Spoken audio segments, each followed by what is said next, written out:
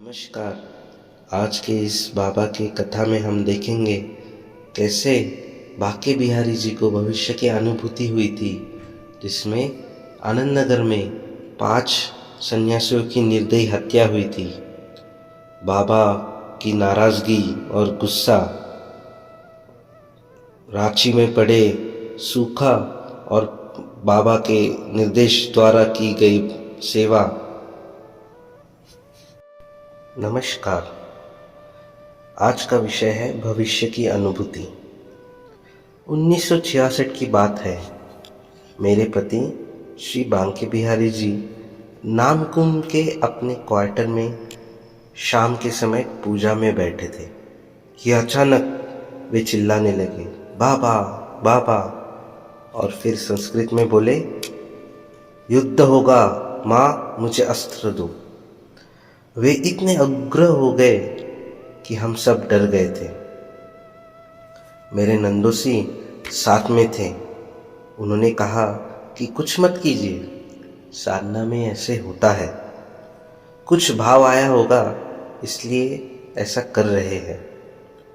कुछ देर बाद जब वे शांत हो गए तब वे बताने लगे कि कमरे में छत के कोने से बहुत ही तेज प्रकाश आया और वहाँ पर बाबा खड़े दिखे।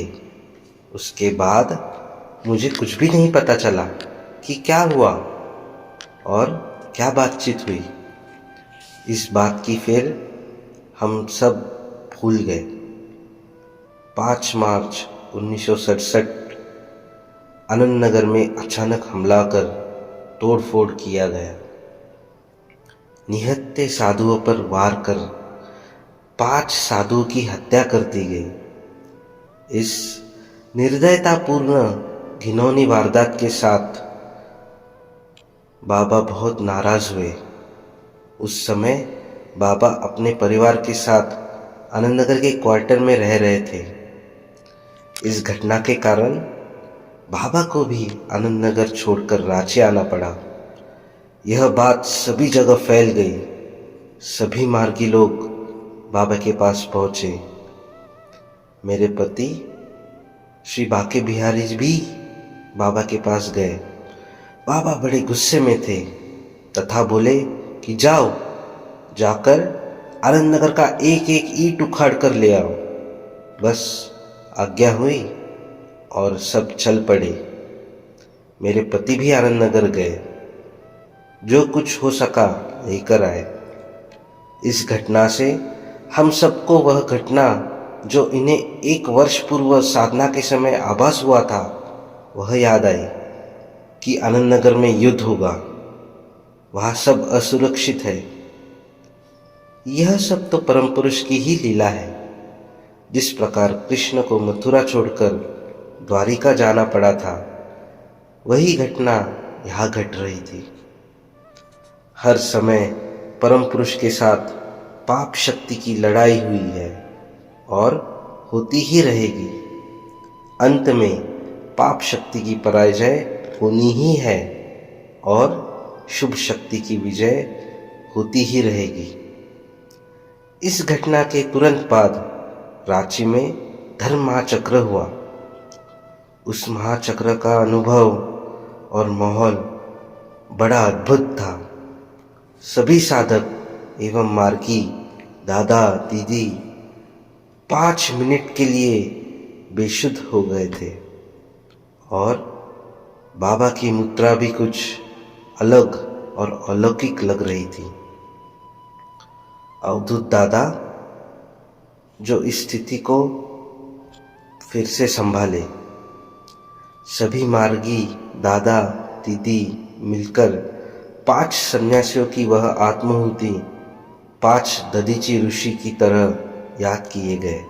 बाबा अब रांची में रहने लगे तथा हर रविवार को हेहल स्थित जागृति में हॉल में बाबा का दर्शन, प्रवचन एवं डेमोन्स्ट्रेशन होता था। सभी मार्गी वहाँ पहुँचते थे तथा बाबा के अलौकिक लीलाओं को अपनी आंखों से देखते थे। 1967 में अकाल पड़ा। चारों तरफ सूखा पड़ा था। लोगों को अन्न बिना भूखे मरने की नौबत आ गई थी। बाबा सभी मार्गी दादा लोगों की मीटिंग बुलवाए और सबों से कसम खिलवाए कि हम आनंद मार्गी लोग एक भी आदमी को अन्न के बिना मरने नहीं देंगे।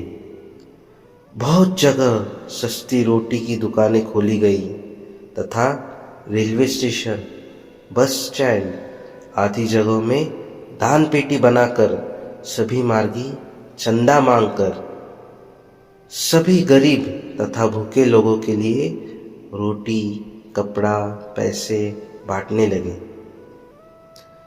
मेरे पति श्री बांके बिहारी जी मार्ग के कामों में बहुत ही व्यस्त रहते थे तथा बाबा के आदेशों का पालन कर रहे थे। मेरे पति रांची रेडियो स्टेशन में कभी कभी प्रोग्राम देते थे।